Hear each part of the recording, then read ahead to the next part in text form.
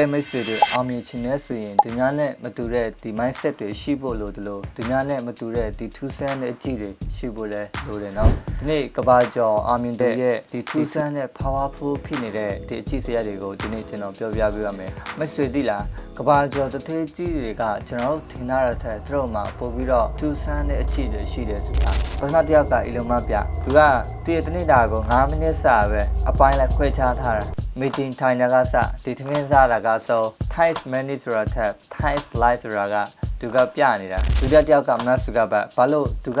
ဒီတရားထဲသောအင်ဂျီတွေကိုနေတိုင်းဝတ်နေလဲဆိုတာမိတ်ဆွေသိလားဒီမိနစ်မှာပါတွေဝတ်ရမလဲဒီအသေးဖွဲကိစ္စတွေကိုဒီ brain power အကောင်မခံတော့ဘူးလေတတိယတစ်ယောက်ကတော့ဒီ legend G Steve Jobs ပါသူကမနေ့တိုင်းမှန်ကိုကြည့်ပြီးတော့အခုကိုမေးလေးရှိတယ်ဒီနေ့ငါဘဝရဲ့နောက်ဆုံးနေ့ဆိုရင်အခုငါလုပ်မဲ့အလုပ်ကိုပျော်ကြည်လုပ်နိုင်ပါမလားတဲ့ဒါကတကယ် mindset shift ပဲเนาะကဲမိတ်ဆွေတို့ pro တို့ရောဒီအောင်မြင်ဖို့အတွက်ဘယ်လို mindset မျိုးတွေကိုမိုးမြူထားတယ်လဲဒီ comment အောက်မှာရေးပေးခဲ့ပါဦးเนาะ